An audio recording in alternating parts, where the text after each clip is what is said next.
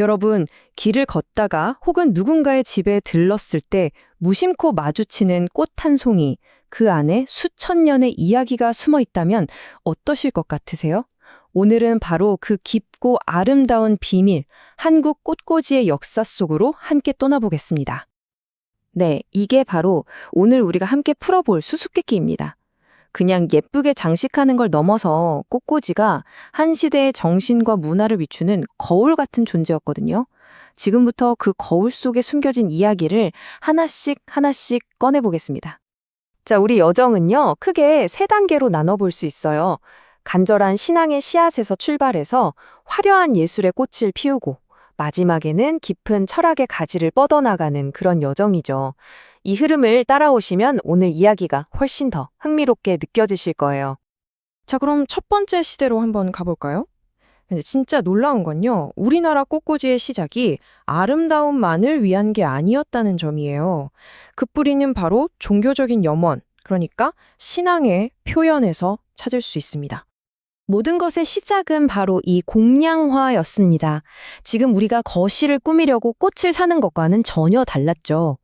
부처님께 공경하는 마음을 담아서 바치는 행위, 그러니까 예술이기 이전에 간절한 기도의 한 형태였던 거예요. 아니, 그럼 이렇게 오래전의 흔적을 어떻게 알 수 있을까요? 우리가 진짜 탐정이 된 것처럼 고분 벽화나 옛 유물에 남겨진 단서들을 따라가야 합니다. 놀랍게도 고구려 쌍용총 벽화에는 이미 예술성이 꽤 높은 꽃꽂이가 그려져 있고요. 백제나 신라 유물에서도 섬세한 꽃무늬를 통해 당시 사람들이 꽃을 얼마나 소중히 여겼는지 짐작할 수 있는 거죠. 그리고 불교 문화가 그야말로 황금기를 맞이했던 통일신라 시대에 이르면 이 꽃문화는 정점에 이릅니다. 그 결정적인 증거가 바로 석굴암에 남아 있어요. 그곳 11면 관음보살상 앞에 놓인 공화를 보면 이게 단순한 종교적인 공양을 넘어서서 얼마나 찬란한 예술의 경지로 발전했는지를 생생하게 느낄 수 있습니다. 자, 이제 무대를 고려 시대로 한번 옮겨볼까요? 여기서부터 아주 중요한 변화가 일어납니다.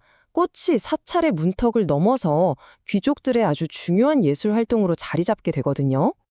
이 극적인 변화의 한가운데에 바로 풍류라는 키워드가 있습니다. 예술과 삶의 멋을 즐기는 태도, 뭐 그런 거죠. 고려 귀족들한테는요, 자신의 높은 안목과 이 풍류를 보여주는 가장 세련된 방법 중 하나가 바로 꽃꽃이었던 겁니다. 그러니까 바로 이 지점에서 꽃꽂이의 역할이 뭐랄까 완전히 바뀌게 되는 거죠. 신을 향한 기도가 이제는 사람들 사이에서 자신의 신분과 취향을 드러내고 또 생활의 격을 높이는 예술 활동으로 확장된 겁니다. 그럼 고려시대 꽃꽂이는 대체 어떤 모습이었을까요? 다행히 당시 예술 작품들이 생생한 힌트를 줍니다. 유명한 수월관음도 혹시 보셨나요? 거기 보면 아름다운 청자 화병에 버들까지 한 줄기가 정말 단아하게 꽂혀 있어요. 그런가 하면 다른 그림에서는 아주 화려하고 풍성한 꽃다발이 등장하기도 하고요. 심지어 사찰문에 그 모습이 조각될 정도로 아주 중요한 예술 장르가 됐던 거죠.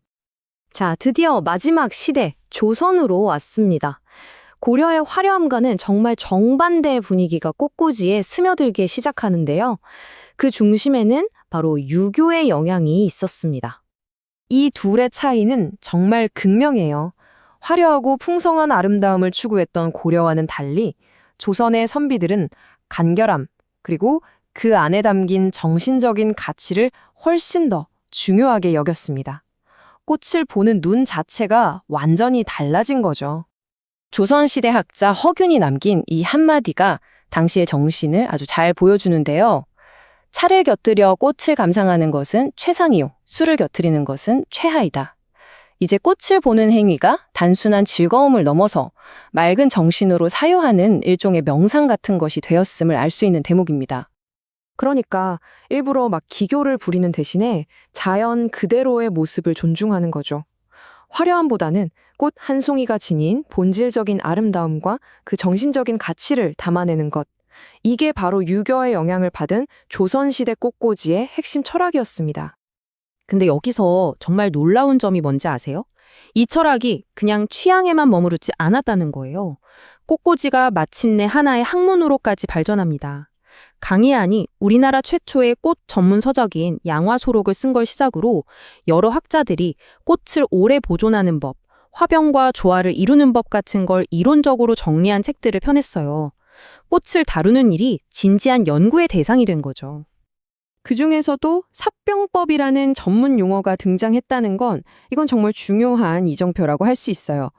병에 꽃을 꽂는 방법이라는 뜻인데 이게 뭘 의미하냐면요. 그저 입으로만 전해지던 경험적인 지식이 드디어 체계적인 이론으로 기록되고 정립되기 시작했다는 상징과도 같은 겁니다. 자, 이렇게 수천 년에 걸친 긴 여정을 쭉 한번 돌아봤습니다. 이 모든 역사의 조각들을 모아보면요. 우리는 하나의 아주 명확한 결론에 도달하게 됩니다. 이렇게 보니까 세 단계의 흐름이 정말 선명하게 보이죠. 신앙의 씨앗에서 출발해서 예술의 꽃을 피우고 철학의 가지로 깊어진 진화. 결국 한국의 꽃꽂이는 단순한 장식 기술이 아니었던 거예요. 시대의 정신을 고스란히 담아내면서 함께 성장해온 살아있는 역사 그 자체였습니다. 네, 맞습니다. 한국의 꽃꽂이는요, 각 시대를 비추는 하나의 거울이었던 거예요. 그 안에는 당대를 살아간 사람들의 가치관, 미의식, 그리고 세상을 바라보는 철학이 고스란히 담겨 있었던 거죠. 이제 여러분이 꽃을 보실 땐 아마 느낌이 좀 다를 거예요. 그저 예쁘다 해서 그치지 않고 그 한 송이 뒤에 숨겨진 수천 년의 이야기, 그 안에 담긴 신앙과 예술, 그리고 철학의 흔적을 발견하게 될지도 모릅니다. 오늘 이야기는 여기까지입니다.